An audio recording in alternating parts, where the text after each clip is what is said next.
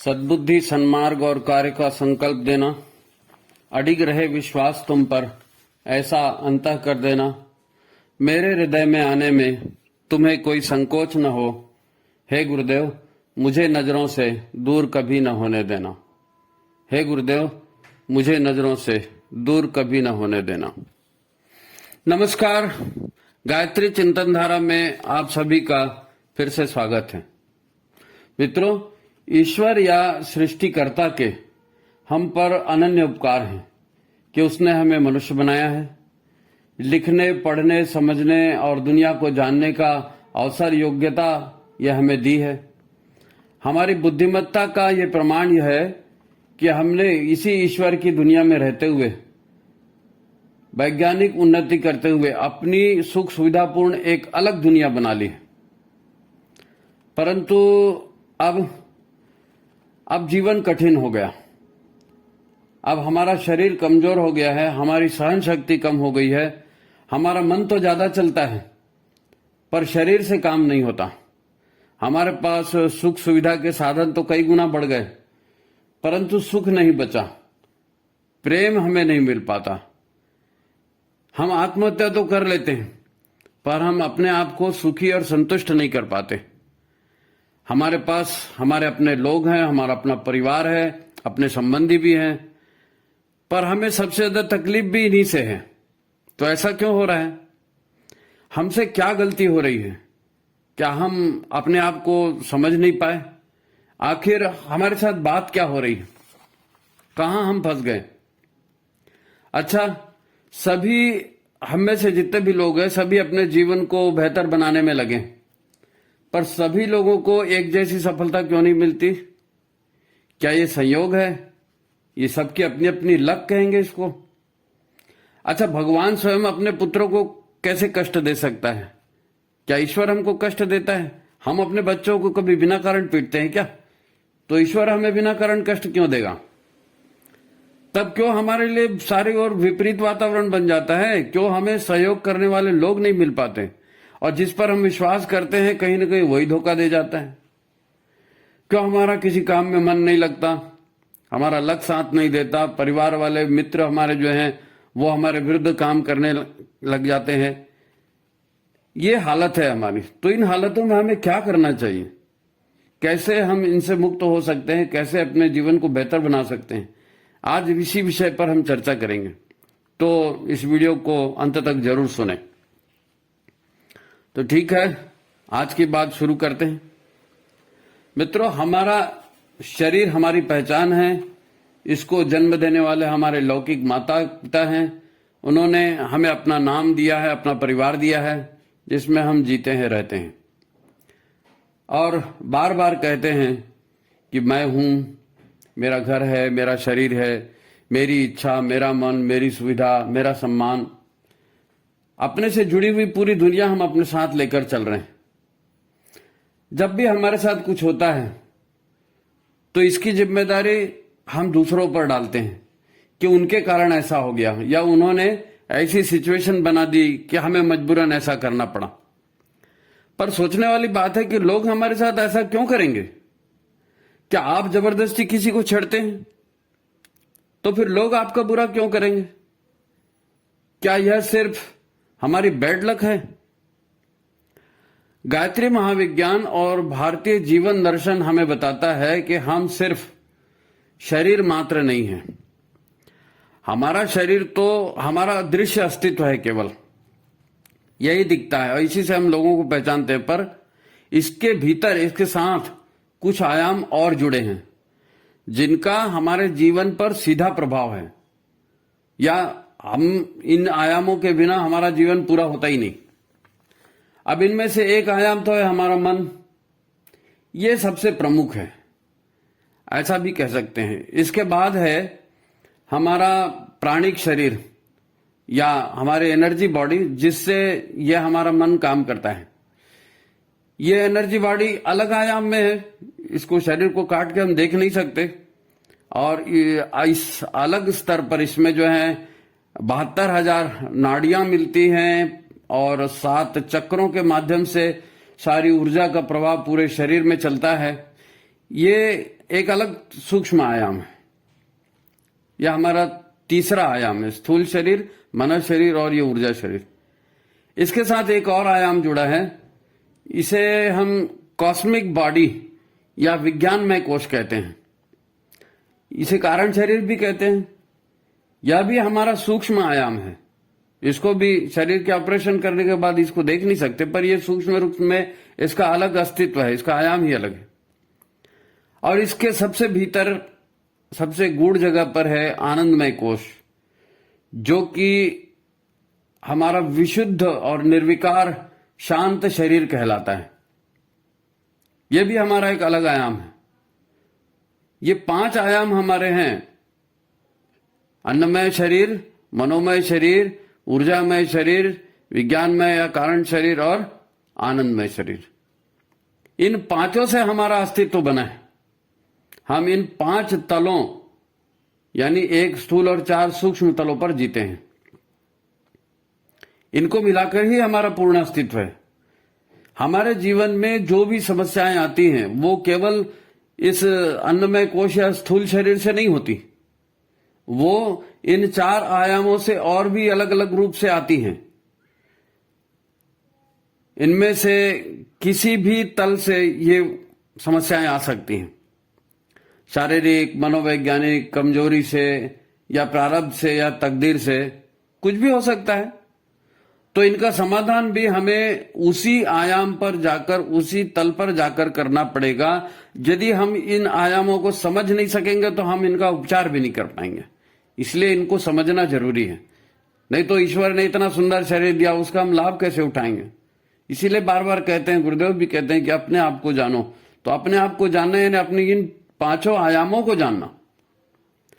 अपना जो पिछला एपिसोड था, स्वास्थ्य संवर्धन गायत्री महायज्ञ विशेष संदेश, उसमें हमने स्थूल शरीर या फिजिकल बॉडी को कैसे ठीक रखना है, ये उसमें अपना विषय था। इसका लिंक हम कमेंट बॉक्स में डाल देंगे, आप उसे फिर से सुन सकते हैं। तो उसी सीक्वेंस में आपको ये अगला एपिसोड मिलेगा। यहां हम अन्नमय कोश और आनंदमय कोश को छोड़कर शेष 3 आयामों पर विशेष रूप से चर्चा करेंगे, क्योंकि हम अपने अस्तित्व के प्रथम 4 आयामों को ठीक नहीं रख सके तो अंतिम आनंदमय धाम या आनंदमय आयाम पर पहुंच पाना संभव ही नहीं होगा। मुसीबतें और परेशानियां टलेंगी ही नहीं और हमारी समस्याएं वैसी की वैसी बनी रहेंगी। तो समस्याओं के समाधान के लिए प्रथम आयामों की जो ईश्वरीय अनुशासन है उसको समझना पड़ेगा। मित्रों, ये सारा ब्रह्मांड जीवित इकाई है और हम जैसे प्राणी तो इसकी बहुत बहुत बहुत ही छोटी सी इकाई है। ऊर्जा और चेतना, इन्हीं का योग है ये पूरा ब्रह्मांड। ऊर्जा और चेतना का ही योग है। ऊर्जा से ही सब कुछ बना है पूरा ब्रह्मांड, और चेतना, इसकी उपस्थिति से यह चल रहा है। ऊर्जा से ही सारे ग्रह, नक्षत्र और पूरी सृष्टि बनी है, और चेतना की उपस्थिति में ये इनमें सक्रियता आती है। यही चेतना परमात्म तत्व संपूर्ण सृष्टि के कण कण में समाया हुआ है और सारी सृष्टि का संचालन इसकी उपस्थिति में होता है। तुलसीदास जी ने कहा है ना, सिया राम मैं सब जग जानी, करऊं प्रणाम जोरी जुग पानी। तो सृष्टि के कण कण में सिया राम यानी वो परमात्मा तत्व व्याप्त है ना।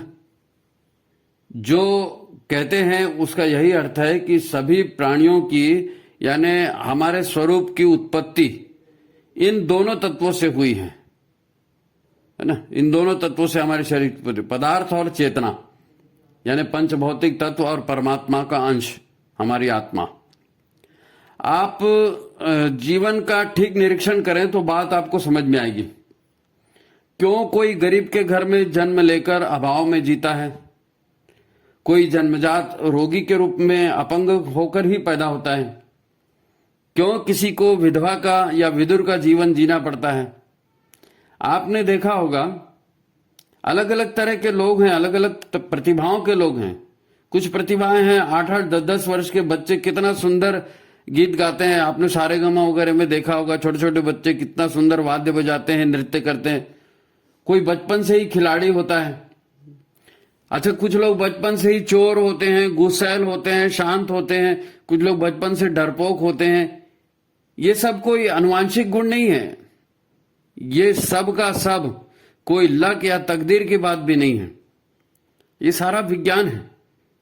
बचपन से ही ऐसा क्यों प्रतिभा दिख रही है, तो इसकी गहराई में जाएंगे, सोचेंगे, शरीर के पांचों आयामों को देखने की कोशिश करेंगे, तब समझ में आएगा कि बचपन से प्रतिभावान कैसे पैदा हो जाते हैं, बचपन से छोटे कैसे पैदा हो जाते हैं। सृष्टि का नियम है, सृष्टि अपने ढंग से चलती है भाई, उसका अपना विज्ञान है। पानी हमेशा नीचे की ओर ही गिरता है ना। आग की लपटें हमेशा ऊपर की ओर ही उठती हैं। सूर्य है, चंद्रमा है, निश्चित समय पर उदय इनका होता है, निश्चित समय पर अस्त होता है। समुद्र में भी निश्चित समय पर ज्वार भाटा उठता है। ये सब कोई संयोग नहीं है, इसका अपना सूक्ष्म विज्ञान होता है। देखो, कीड़े मकोड़े, पशु पक्षी सब अंडे कैसे देते हैं, इनमें बच्चे कैसे पलते हैं। एक चिड़िया है जो घोंसला बनाती है, अपने छोटे बच्चे के लिए भोजन लाती है, तरह तरह से उनकी रक्षा करती है। कौन उसे सिखाता है, कौन प्रेरणा देता है, कहां से ये सब सीखती है?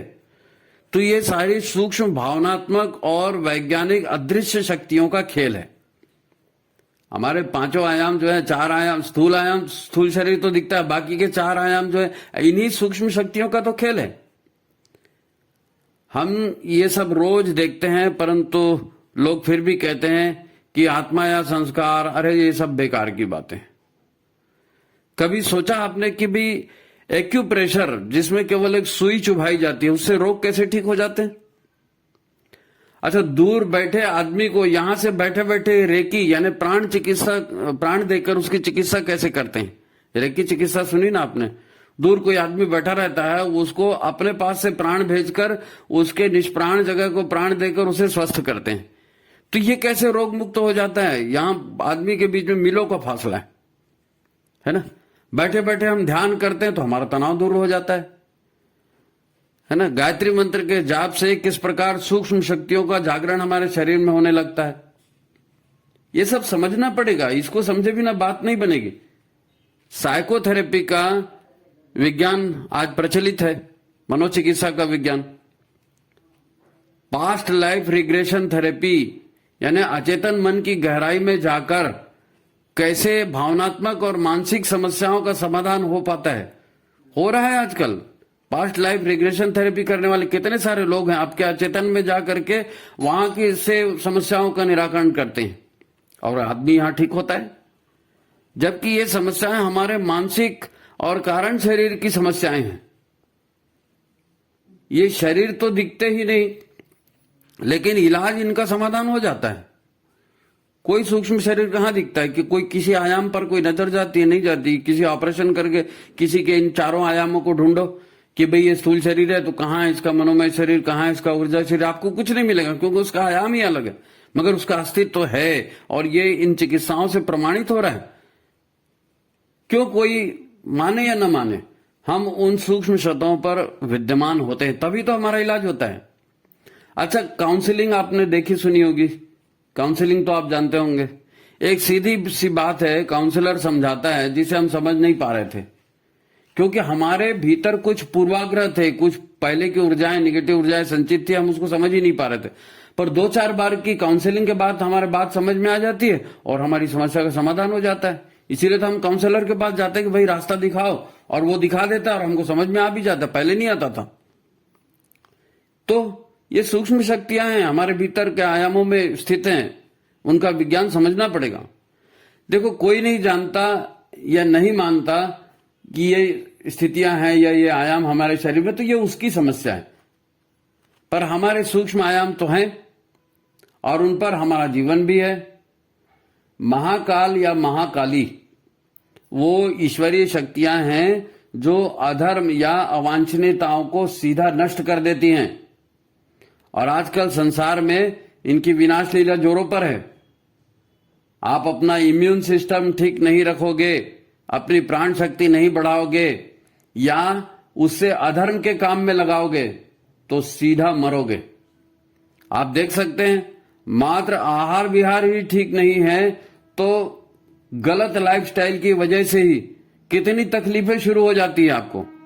कब्जियत होती है, शुगर होता है, बीपी, जोड़ों की तकलीफ, स्पॉन्डिलाइटिस, लकवा, जाने कितनी तकलीफें अन्नमय कोश में बढ़ती जाती हैं।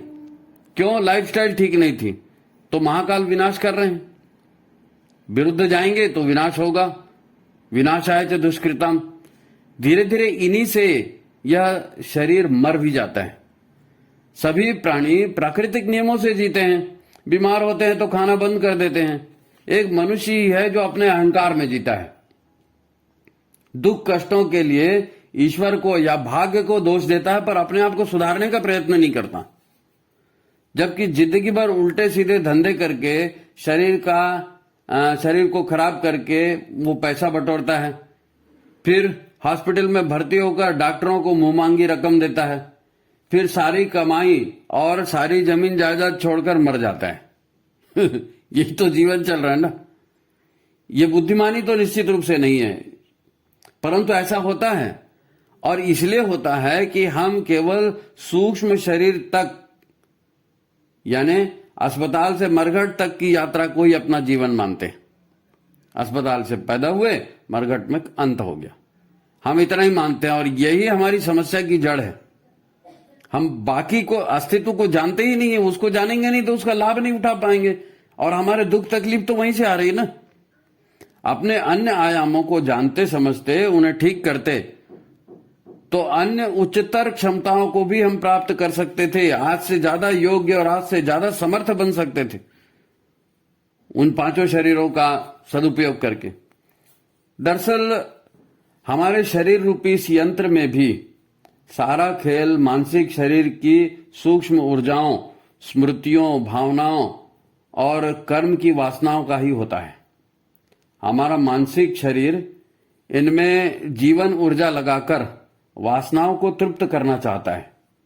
वासना माने अतृप्त कामनाएं, जो आप करना चाहते थे लेकिन नहीं कर पाए। तो जब शरीर को मौका मिलता है तो प्राण को वहां लगा देता है, ध्यान वहां लगता है, प्राण वहां लगता है, तो उसको निपटाने की कोशिश करता है। निगेटिव कर्म वासनाओं से, इच्छाओं से हमारे शरीर में 72,000 नाड़ियों का जो जाल फैला हुआ है, उसमें प्राण का प्रवाह अवरुद्ध हो जाता है। पॉजिटिव रहेगा तो समर्थन होगा, प्राण खुलकर बहेगा। निगेटिव विचार रहेंगे, निगेटिव कर्म रहेंगे, निगेटिव कर्मों के संस्कार रहेंगे, तो प्राण का प्रवाह भी अवरुद्ध होते जाता है। लगातार भोग की कामनाओं से प्राण ऊर्जा भी केवल मूलाधार और स्वादिष्ठान जैसे निचले चक्रों में ही खेलते रहती है। 7 चक्र कहेंगे ना, मूलाधार, स्वादिष्ठान सबसे निचले चक्र हैं, बस इसी में ऊर्जा रहते हैं। इसको बल मिलता है हमारे कारण शरीर से, जिसमें अनेक जन्मों के अच्छे और बुरे कर्मों के संस्कार होते हैं। उन्हें भी तो हमें भोगना है, परंतु शरीर साथ नहीं देता। कमजोर होते होते जीने लायक ही नहीं रह जाता। तब हम कहते हैं कि शरीर शांत हो गया, मर गया, परंतु आनंदमय कोष तक जाना फिर भी संभव नहीं हो सका। तो फिर कामनाओं और इच्छाओं की तीव्रता फिर भी बनी ही रहती है। तब कारण शरीर हमारा जो है, उनकी पूर्ति के लिए नया गर्भ और नया शरीर ढूंढता है। यानी कारण शरीर माने अन्नमय कोश हो गया, मनोमय कोश हो गया, प्राणमय कोश हो गया और विज्ञानमय कोश जिसको कहते हैं, यानी कॉस्मिक बॉडी। तो वो जो है, जब आपका अधूरा काम रह गया, शरीर खत्म हो गया, कामनाएं बची, तो इन कामनाओं को पूरा करने के लिए वो नया शरीर ढूंढता है उसके योग्य। इसीलिए तो कहीं भी आपका जन्म हो जाता है, जहां उसको लगता है कि हाँ यहां कामनाएं पूरी होंगी, वहीं वो जन्म ले लेता है कारण शरीर के माध्यम से। मगर जीवन की स्थिति में उसके कष्टों में कोई अंतर नहीं आता। इसे आप महसूस भी कर सकते हैं। हमारे जन्म में हमारे आसपास वे ही लोग हमें फिर मिल जाते हैं जिनसे हमारी लेनदारी या देनदारी बाकी होती है। यानी हमारे आसपास ही हमारे दुश्मन और दोस्त भी साथ साथ जीते मरते हैं। कुल मिलाकर मतलब यही निकला कि हमारे पूर्वाग्रह और हमारे अहंकार हमें नया कुछ सीखने ही नहीं देते। हम अपने अन्नमय कोश के अलावा अन्य 4 आयामों की स्थिति सुधारने पर ध्यान ही नहीं दे पाते। शेष चारों आयाम आगे कैरी फॉरवर्ड होते रहते हैं। आप पूछ सकते हैं कि किसी गरीब के यहां हमारा जन्म क्यों हो जाता है, कैसे हम विकलांग शरीर या रोगी शरीर लेकर कैसे पैदा हो जाते हैं। तो इसका कारण है हमारे अहम का आकार, हमारे अहम का प्रकार, गुण कर्म। अहंकार यानी घमंड या दर्प नहीं होता, घमंड को कहते हैं दर्प। अहंकार न तो घमंड है न दर्प है। अहंकार मतलब अहम के आकार में वो सब शामिल है जिसे हम और आप अपने आप से जोड़ लेते हैं। इसमें प्रमुख है राग और द्वेष, है ना। राग माने प्रीति, प्रेम, या जो हमें रुचिकर लगता है, जिसे हम पसंद करते हैं, वो राग। और द्वेष या अरुचिकर या दुश्मन या घृणित तत्व जिससे हम दूर रहना चाहते हैं, वह सब जिसे हम पसंद नहीं करते, ये सब द्वेष में आ गया। तो ये राग और द्वेष ये प्रमुख हो जाता है। हम दोस्त और दुश्मन दोनों को एक साथ पालते हैं। हमें क्या अच्छा लगता है उसको भी याद रखते हैं, क्या बुरा लगता है उसको भी याद रखते हैं, और जिसको हम याद रखते हैं वही हमारे जीवन में फलित होते जाता है। दोस्तों को याद करेंगे, उनके साथ रहेंगे, उनकी सेवा करेंगे, दोस्त मिलेंगे, और दुश्मनों से जितनी घृणा करेंगे, जितनी उसको पाल के रखेंगे दुश्मनों को हृदय में, तो वो दुश्मन भी कहीं ना कहीं तो मिलेंगे। हमारी परेशानी का यही कारण है। तो होना क्या चाहिए? होना क्या चाहिए? होना यह चाहिए कि हम ईश्वर के पुत्र हैं, तो ईश्वर के जैसा बने, ईश्वर के जैसा बने, मन को ठीक रखें, ऊर्जा शरीर को ठीक रखें, कारण शरीर को ठीक बनाएं, है ना, निष्काम कर्म करें। अब ईश्वर के पुत्र बने मतलब ईश्वर क्या करता है? ईश्वर किसी के साथ अन्याय, किसी के साथ पक्षपात नहीं करता। वो कहते हैं ना काऊ से दोस्ती, ना काऊ से बैर। तो हमको ऐसा रहना चाहिए। हम अपनों के लिए तो किसी भी हद तक चले जाते हैं, और दुश्मनी या घृणा के लिए भी किसी भी हद तक चले जाते हैं। यही सब हमारे स्वभाव, संस्कार और व्यक्तित्व का अंग बन जाता है। यही हमारे जन्मजात गुण दोष या संस्कार बन जाते हैं। बाहर से दिखने को स्थूल शरीर दिखता रहता है, लेकिन भीतर वही मसाला रहता है, वही कर्म, वही भावना, वही संस्कार, और बार बार शरीर बदलते रहता है, मगर भीतर का भाव जो है वो हल्का नहीं होता। भीतर का भाव और ज्यादा जड़ होते जाता है। पुराने जन्म वाला नया शरीरधारी भी हमसे वही व्यवहार करता है। पिछले जन्म में हमने जिससे जैसा व्यवहार किया था वो हमारे आसपास पैदा हो गया, अब वही व्यवहार वो भी हमारे साथ कर रहे हैं। अब चूंकि नया शरीर मिलने से नया मस्तिष्क मिल जाता है, तो हमारी स्मृति भी नहीं हो जाती। पुरानी बातें वो मस्तिष्क के साथ गई, है ना। पिछले जन्मों की याद तो पिछले दिमाग के साथ खत्म हुई ना, लेकिन अचेतन में वो रहती है और उसके संस्कार रहते हैं। उसी के आधार पर हम काम करते हैं। याद तो हमें नहीं रहता कि ये है, लेकिन काम उसी के आधार पर हम करते हैं। तो हमें भी कुछ समझ में नहीं आता कि कोई हमसे क्यों प्रेम कर रहा है, कोई हमसे क्यों दुश्मनी निकालता है, जबकि इस जन्म में तो हमने उसको कोई बुरा नहीं किया, लेकिन वो हमारे साथ बुरा काम क्यों कर रहा है? परंतु ये हमारे कर्म ही हैं जो हमारे पास लौट कर आ रहे हैं। हमने किसी से घृणा की, हमने किसी से प्रेम किया, हमने किसी पर क्रोध किया, हमने किसी की हत्या की, तो वो सब कुछ जो है वो लौटकर हमारे ही पास आता है। एक बात को गांठ बांध लें, मन शरीर या मन ही हमारे सूक्ष्म शरीर का सबसे महत्वपूर्ण भाग होता है, और स्थूल शरीर का भी ये बहुत महत्वपूर्ण भाग है। मन ही है जो हमारी ऊर्जा को कहीं लगाता है या कहीं से हटाता है। तो जब कोई आध्यात्म के मार्ग पर चलता है, साधना के मार्ग पर चलता है, मंत्र जाप करता है, साधनाएं करता है, तो वह सब मन को निर्मल और निर्विकार बनाने के लिए ही करता है। यही मन को निर्विकार बनाने की प्रक्रिया ही तो साधना होती है। क्रिया योग हमें यही सिखाता है, यही कि हमारी धारणा ये न बने कि मैं करता हूं, है ना। करता मैं नहीं हूं। मुझे बिना किसी कामना के या बिना किसी लाभ प्राप्ति की आशा के केवल प्रकृति का या न्याय का साथ देने के लिए ईश्वर ने अवसर दिया है। यह हमको याद रखना पड़ेगा कि ईश्वर ने हमको क्यों अवसर दिया है, ईश्वर ने हमको क्यों शरीर दिया है, क्यों हम प्रकृति को का संवर्धन करें और लोगों के साथ न्याय करें, प्रकृति के साथ न्याय करें। इसे ही हम निष्काम कर्म कहते हैं। ईश्वर के काम को करना है। अपना मैं कर रहा हूं, अपने अहंकार को उसमें नहीं जोड़ना है। मैं ईश्वर का काम कर रहा हूं, मैं गुरु का काम कर रहा हूं, यही सोचकर काम करना है। यदि मैं अपने लिए कर रहा हूं, ये मेरा दोस्त, ये मेरा दुश्मन, तो फिर कर्म उसके साथ जुड़ गए, फिर सुख दुख की प्रक्रिया चलती रहेगी। यदि उससे छूटना है तो निष्काम कर्म ही करना पड़ेगा। इस प्रकार हमारे राग द्वेष छूटेंगे तो नए कर्म बंधन भी नहीं बंधेंगे, है ना।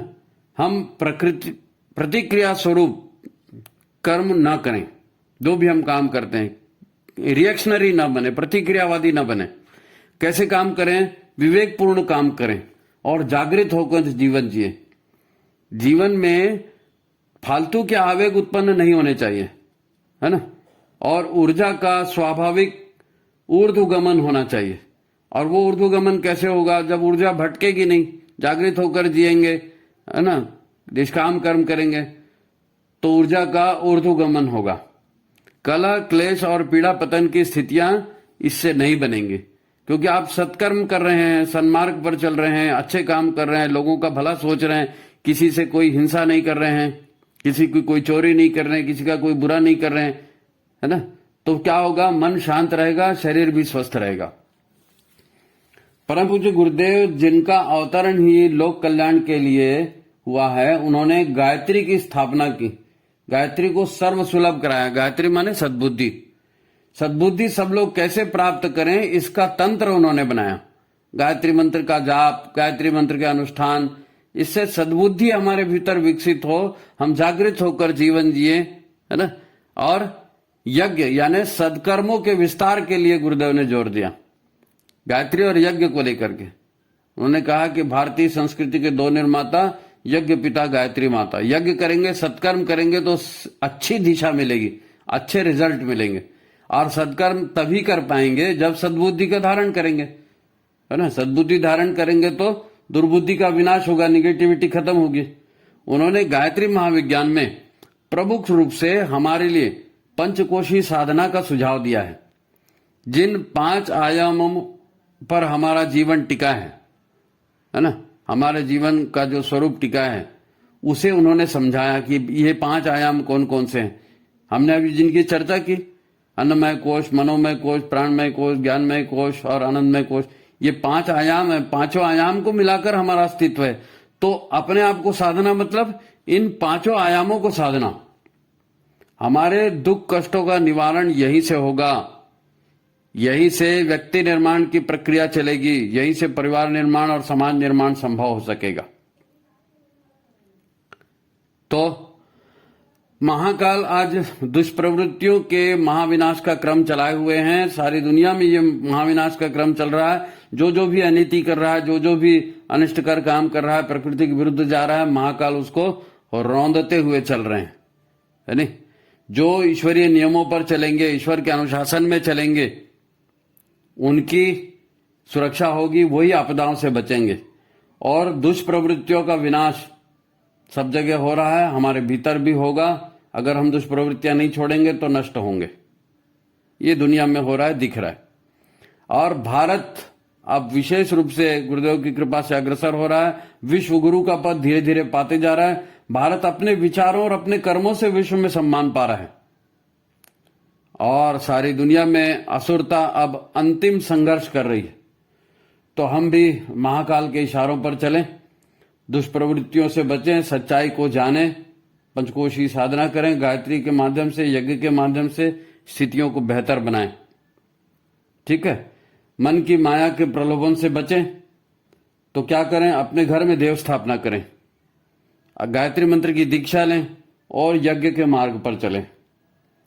ठीक है। आज की बात यहीं तक समाप्त करते हैं। इसे 2-4 बार और सुनिए। अच्छा लगा तो लोगों को शेयर कीजिए, लाइक कीजिए, और जिन भाइयों ने सब्सक्राइब नहीं किया है वो सब्सक्राइब करें, है ना। अपनी प्रतिक्रिया कमेंट बॉक्स में हमें जरूर दें। तो आज की बात यहीं समाप्त करते हैं। सभी को प्रणाम, नमस्कार।